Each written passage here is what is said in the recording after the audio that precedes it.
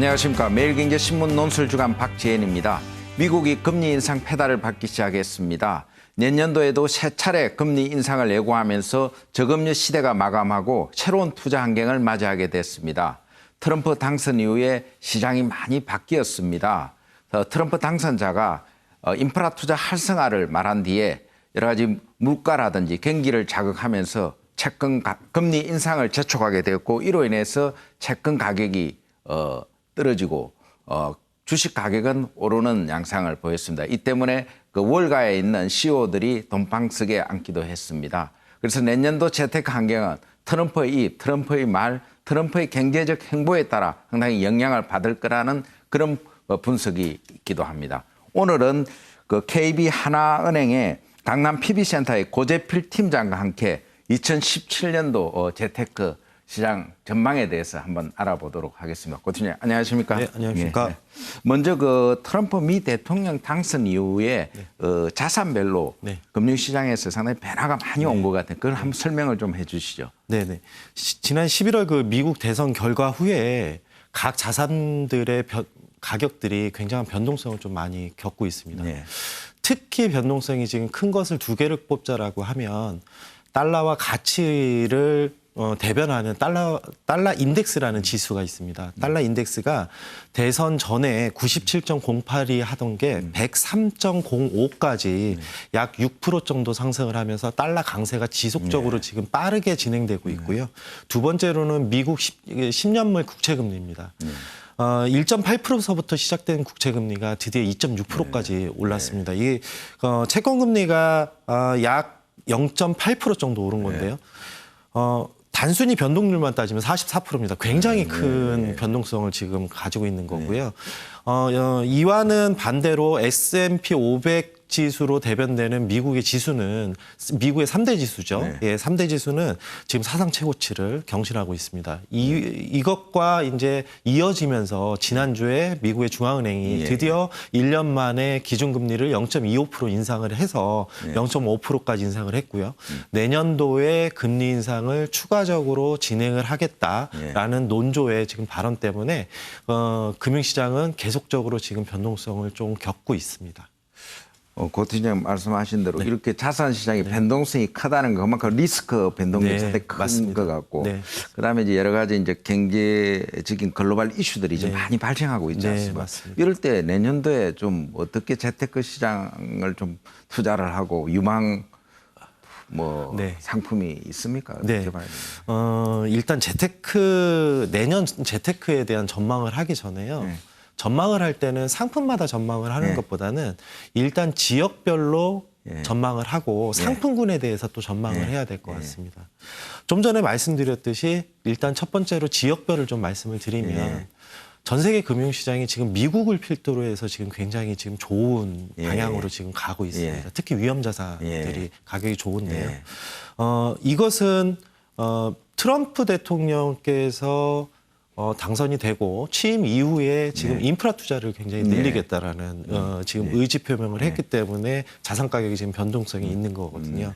그렇다라고 보면 미국에 대한 투자 지역별로 미국의 지역은 완만한 상승세가 좀 이어질 거라고 좀 예상을 해야 되는 부분이고요. 아까 달러화 지수를 달러화 강세라는 말씀을 드렸지만 여타 국가는 그러면 그 국가의 통화 약세를 얘기하는 거거든요. 그러면 여타 국가들은 지역별로 굉장히 조심스럽게 좀 접근을 해야 되는 국면입니다. 그렇지만 미국만 그러면 보자. 그거는 아니고요. 미국이 지금 인프라 투자 때문에 원자재 가격들이 지금 변동성이 지금 굉장히 있습니다. 특히 이제 원유 가격은 오펙의 감산 여파 또한 재고 감소로 해서 약 53불까지 지금 43불에서 53불까지 지금 증가가 되어 올라가 있고요. 철광석을 비롯한 이러한 그 기본적인 원자재, 광업 관련된 원자재 가격도 지금 굉장히 많이 오르고 있거든요. 그렇다라고 하면 통화 약세인데도 불구하고 신흥국 중에 원자재의 비중이 조금 높은 국가에 대해서는 선별적으로 접근을 해도 무방하지 않겠느냐 이렇게 생각을 하고요. 그다음에 이제 자산별입니다. 자산이라고 하면 경기가 회복이 되고 미국이 금리 인상을 하게 되면 금리가 오르게 되면 채권 가격이 떨어지지 예. 않습니까? 그렇기 때문에 기본적으로 채권형 상품에 대해서는 약간 보수적으로 좀 접근을 해야 되는 게 아닌가 예. 이렇게 보고요. 예. 이와 반대로 네. 위험 자산에 대해서는 일부분 지금의 포지션을 네. 일부 늘려야 되는 국면인 것 같습니다. 트럼프 대통령 당선 이전과 이후를 지금 구별을 해보면 전 세계 글로벌 증시의 그 자금 유입을 지금 체크를 해보면 흔히들 이제 그레이트 로테이션이라는 얘기들을 합니다. 채권 쪽에서의 자금이 일부 지금 빠지고 있으면서 주식 쪽으로 지금 자금이 몰리는 지금 경향을 보이고 있고요.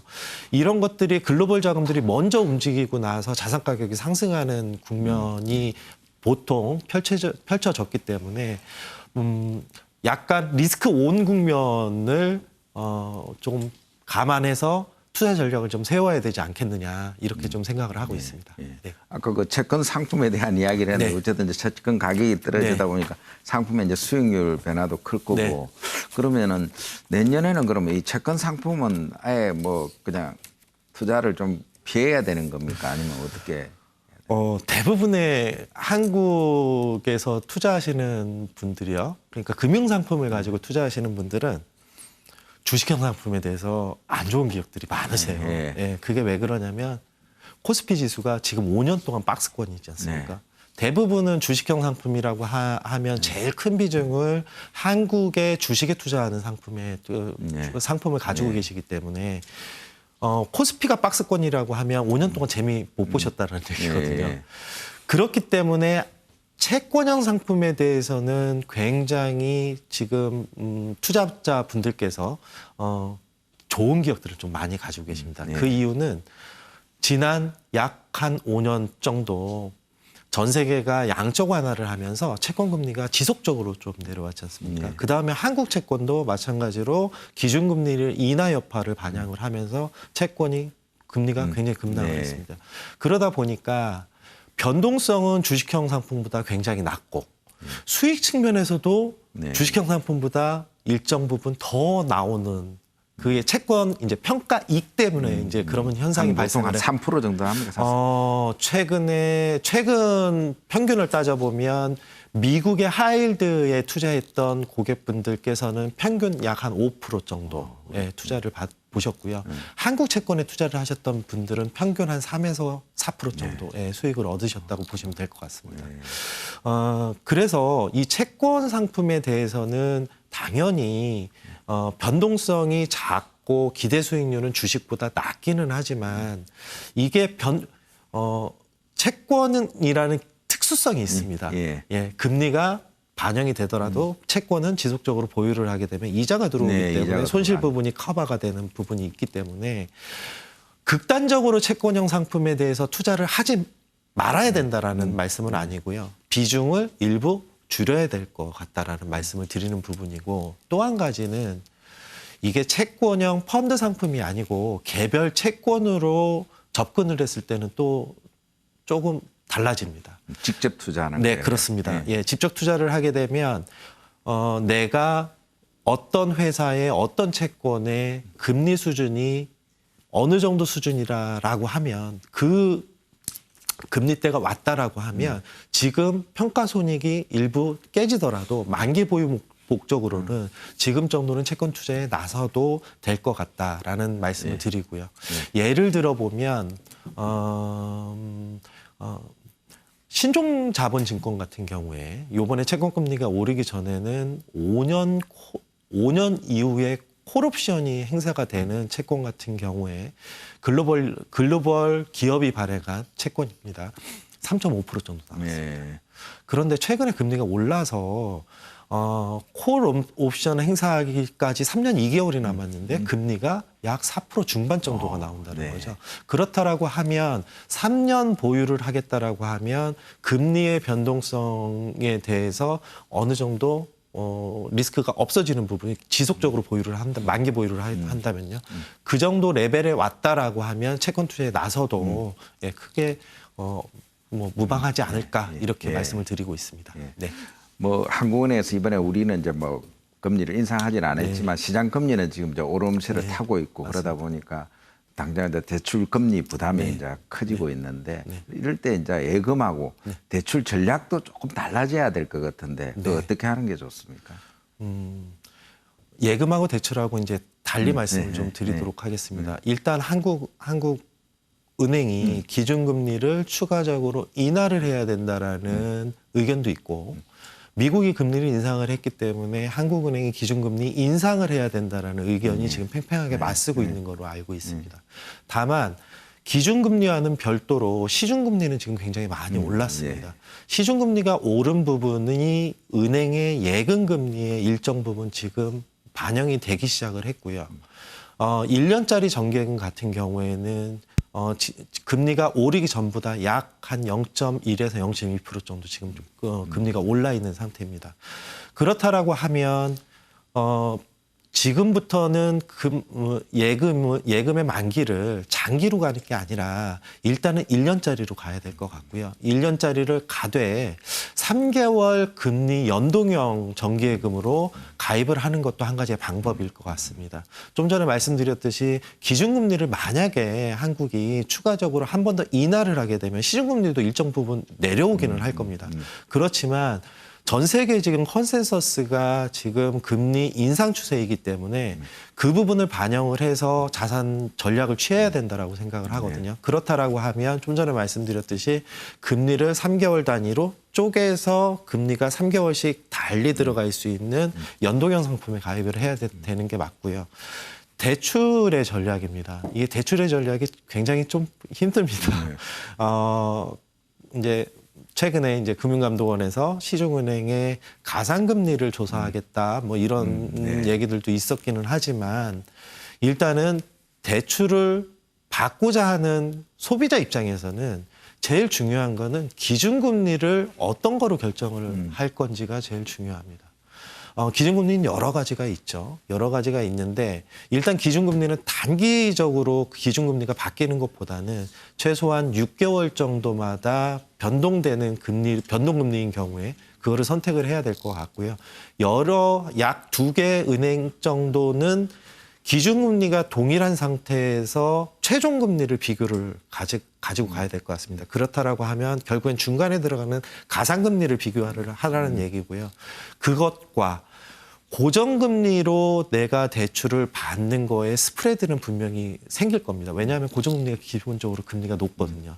종합해서 얘기를 하면 3년 이내에 대출을 갚을 예정이다라고 하시면 변동금리로 가는 게 좀 유리할 것 같고요. 네. 왜냐하면 변동금리와 고정금리, 네. 변동금리 최종금리와 지금 고정금리 차가 스프레드가 좀 많이 벌어져 있거든요.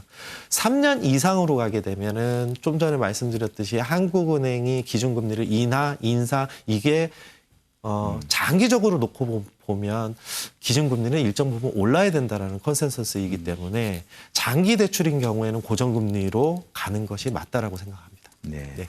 그리고 마지막으로 우리 곧 팀장이 그 하나은행의 그 강남 PB센터에 있으니까 네.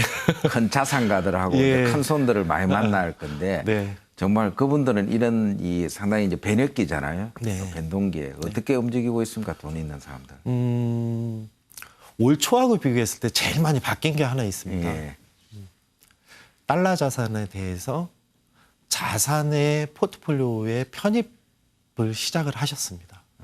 그렇다고 달러를 산다는 거예요. 네, 그렇습니다. 예, 달러를 사는 경우는 뭐 여러 가지가 있죠. 달러와 상품에 가입하는 거, 아니면 달러를 사서 달러 예금에다 넣어놓으시는 거. 이게 또 한 가지의 매력은 환차익에 대해서는 비과세라서 절세 효과가 극대화됩니다. 예, 플러스가 난 경우에. 예.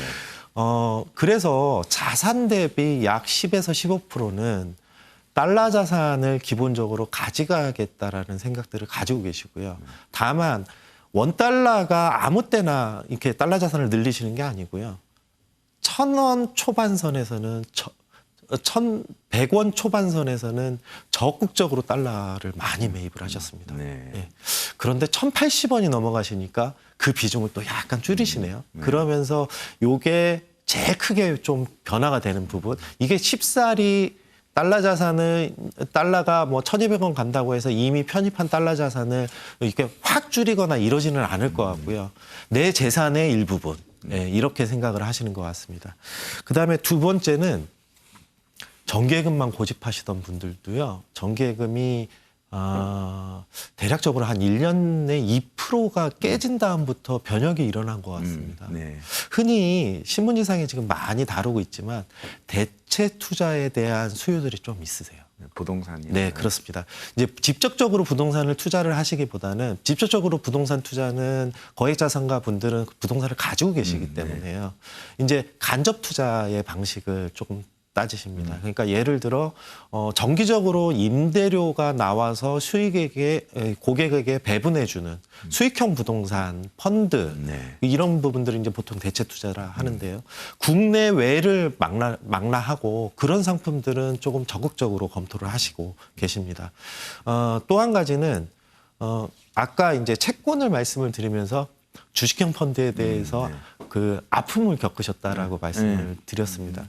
마찬가지로 주식형 펀드 그러니까 위험 자산에 대해서는 전망에 대해서는 굉장히 궁금해 하시는데요. 스텝 바이 스텝으로 조금씩 늘려가시는 현재의 추세라고 보시면 될 것 같습니다.